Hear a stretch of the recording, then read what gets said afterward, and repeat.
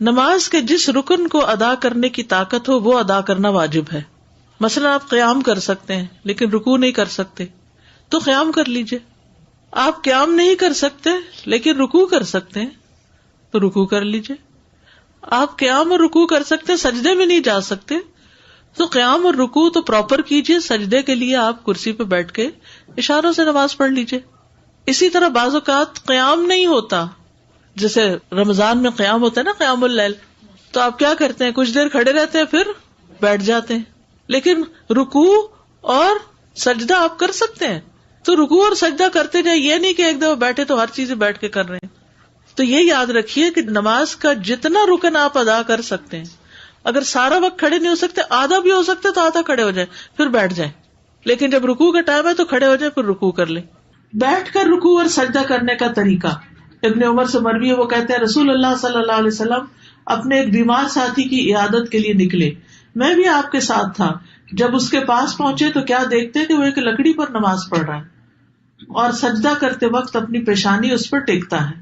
آپ صلی اللہ علیہ وسلم نے اس کی طرف اشارہ کیا تو اس نے لکڑی کو پھینک دیا اور اس نے تکیہ پکڑ لیا. تو رسول اللہ صلی اللہ علیہ وسلم نے فرمایا اس کو بھی ہٹا دو, یعنی تکیے کو. اگر تم استطاعت رکھتے ہو تو زمین پہ سجدہ کرو, نہیں رکھتے تو اشارے سے پڑھو اور اپنے سجدوں کو اپنے رکوع سے زیادہ جھکاؤ. یعنی تکیے, تختے, کسی چیز پہ پڑھنے کی ضرورت نہیں, ٹیبل پہ کسی بھی چیز پہ سر رکھنے کی ضرورت نہیں. اور یہ حدیث یاد رکھیے. عبدالعزیز بن باز کہتے ہیں کہ زمین یا کرسی پر بیٹھ کر نماز ادا کرنے کے لیے واجب ہے کہ وہ سجدہ کرتے وقت اپنے رکوع سے زیادہ جھکے, بس یہ یاد رکھیے. لیکن سجدے کی حالت میں اس کے لیے واجب ہے کہ اگر استطاعت ہو تو زمین پر ہاتھ رکھے اور رکوع میں دونوں گھٹنوں پر, یعنی جیسے نیچے بیٹھ کے کوئی پڑھ رہا ہے تو رکوع کے وقت کیا کرے, گھٹنوں پر ہاتھ رکھ لے, اور سجدے کے وقت کیا کرے, زمین پر ہاتھ رکھ لے. لیکن کوئی لکڑی اور بینچ اور یہ کچھ بھی رکھنے کی ضرورت نہیں. اگر زمین تک نہیں جاتا تو جہاں تک ہاتھ انگلیاں لگتی ہیں تو اتنی لگا لے تاکہ رکوع اور سجدے میں اشارے میں فرق ہو. لیکن اگر استطاعت نہ ہو تو اپنے ہاتھ گھٹنوں پر ہی رکھے, جیسا کہ نبی صلی اللہ علیہ وسلم سے ثابت ہے کہ مجھے 7 ہڈیوں پر سجدہ کرنے کا حکم دیا گیا ہے. پیشانی, اور آپ نے ناک کی طرف اشارہ کیا, دونوں ہاتھ, دونوں گھٹنے اور پاؤں کی انگلیاں. اور جو شخص ایسا کرنے سے عاجز ہو اور کرسی پر بیٹھ کر نماز ادا کرے تو اس میں کوئی حرج نہیں. یعنی زمین پہ نہیں بیٹھ سکتا تو کیا کرے, کرسی پہ بیٹھ جائے. فاتقوا اللہ ما استطعتم, نبی صلی اللہ علیہ وسلم نے فرمایا اذا امرتکم بامر فاتوا منہ ما استطعتم, جب میں تمہیں کسی چیز کا حکم دوں تو تم اپنی استطاعت کے مطابق اس پر عمل کرو. رکوع اور سجود میں کمر جھکانے کا طریقہ. اگر کوئی شخص کمر جھکا نہیں سکتا, بعض لوگوں کی بیک کی سرجری ہوتی ہے, جھکا ہی نہیں سکتے, تو وہ سر جھکا لے, گردن ہی جھکا لے. اور اگر اس کی کمان کی طرح پہلے سے ہی دوہری ہو تو ایسا لگتا ہے کہ رکوع کی حالت میں ہے, تو جب وہ رکوع کا ارادہ کرے تو تھوڑا اور جھکے. بعض لوگوں کا کب نکل جاتا ہے نا, کبڑا جیسے ہوتا ہے, اس کی کمر پہلے ہی ایسے ہے, تو وہ کیا کرے, تھوڑا سا اور سر جھکا لے. پھر سجدے کی حالت میں جتنا اس کے لیے ممکن ہو اپنے چہرے کو زمین کی طرف اور زیادہ قریب کرے, جتنا ممکن ہو نیچے تک جائے سجدے میں. یاد رکھیے کرسی پر بھی بیٹھے ہوئے جتنا آپ جھک سکیں جھکتے جائیں. اب صف میں کرسی رکھنے کا طریقہ. کرسی کو صف میں رکھنے کے متعلق علماء نے بیان کیا کہ جو شخص بیٹھ کر نماز ادا کرتا ہے اس کے لیے اس کی پشت معتبر ہوگی, چنانچہ نہ تو وہ صف سے آگے ہو نہ پیچھے ہو. مقعد وہ حصہ ہے جس پر جسم کا انحصار ہے, یعنی کرسی اس طرح رکھے کہ لائن میں اس کے کندھے دوسروں کے ساتھ لگ رہے ہوں, پاؤں نہیں, کیا رکھے, کندھے سر یہ برابر ہونا چاہیے.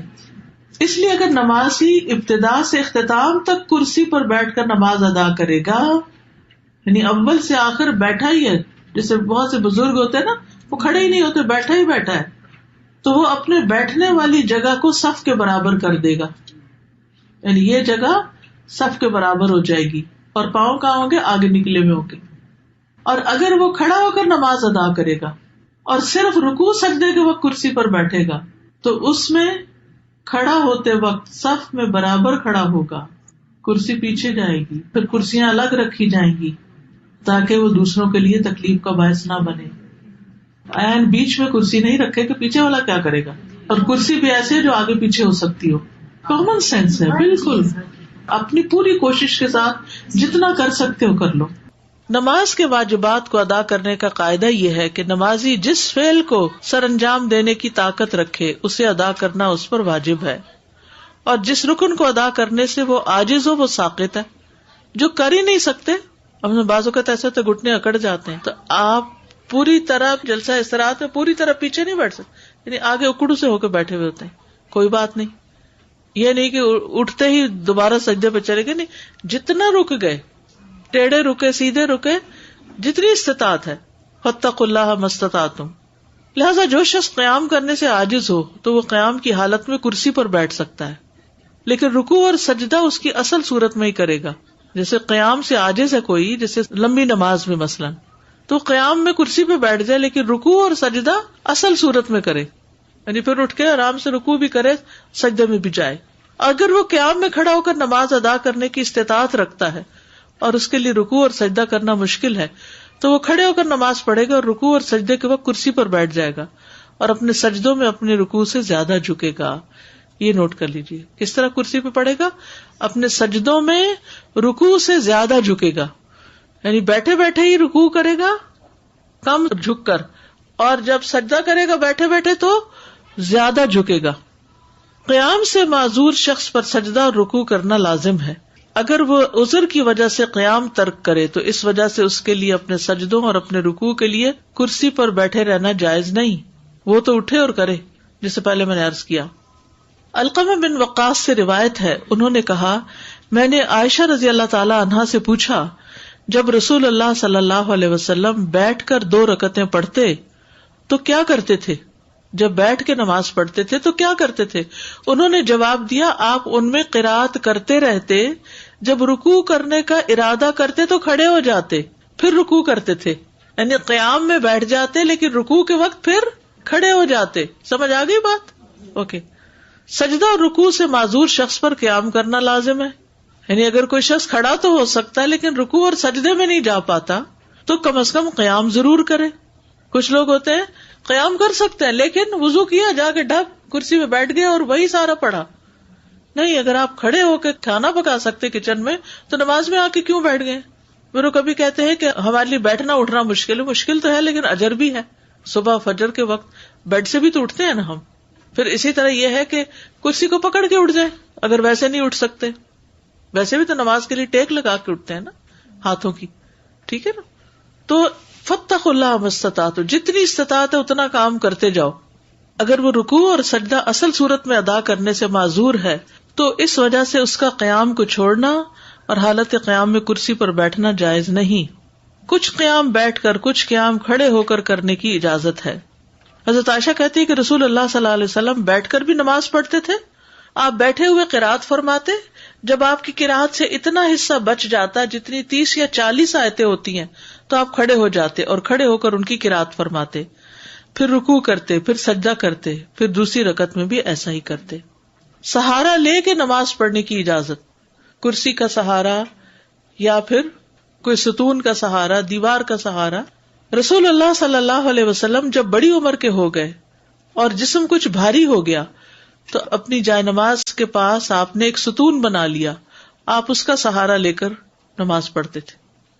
جو قیام نہ کر سکے وہ بیٹھ کر نماز پڑھ لے، جو قیام نہ کر سکے وہ بیٹھ کے نماز پڑھ لے۔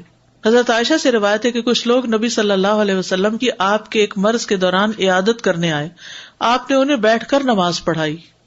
شوکانی کہتے ہیں کہ اگر کوئی شخص کسی عذر کی بنا پر قیام کی استطاعت نہ رکھے تو بیٹھ کر نماز ادا کر لے، اور جو شخص عذر کی بنا پر بیٹھنے سے بھی قاصر ہو وہ پہلو کے بل لیٹ کر نماز ادا کر لے۔ اگر ٹیک لگا کے کر سکتا تو ٹیک لگا کے کر لے۔ کچھ ایسے معذور ہو جاتے ہیں نا کہ جو بیٹھ نہیں پاتے، بزرگ ہوتے ہیں، تو ان کو ٹیک لگوا دے۔ عمران بن حسین رضی اللہ عنہ کہتے ہیں کہ مجھے بواسیر کا مرض تھا، پائلز تھے، تو میں نے نبی صلی اللہ علیہ وسلم سے نماز کے بارے میں دریافت کیا۔ آپ نے فرمایا، کھڑے ہو کر نماز پڑھو، اگر تمہیں اس کی بھی طاقت نہ ہو تو بیٹھ کر ادا کرو، اور اگر اس کی بھی طاقت نہ ہو تو پہلو کے بل لیٹ کر پڑھ لو، یعنی کرسی پہ نہیں بیٹھ سکتے، چارپائی پہ نہیں بیٹھ سکتے تو لیٹ جاؤ، سائڈ پہ پڑھ لو۔ جیسے بھی حالات ہوں کسی بھی حال میں نماز چھوڑنا جائز نہیں، بلکہ مکلف پر واجب ہے کہ اپنے تمام حالات میں، اپنی تندرستی میں بھی، اپنی بیماری میں بھی نماز کی شدید خواہش رکھے۔ کیونکہ نماز اسلام کا ستون ہے اور شہادتین کے بعد تمام ارکان میں سب سے بڑا رکن ہے. کسی مسلمان آدمی کے لیے فرض نماز کو چھوڑنا جائز نہیں. سبحانک اللہم و بحمدک اشہد ان لا الہ الا انت استغفرک و اتوب الیک.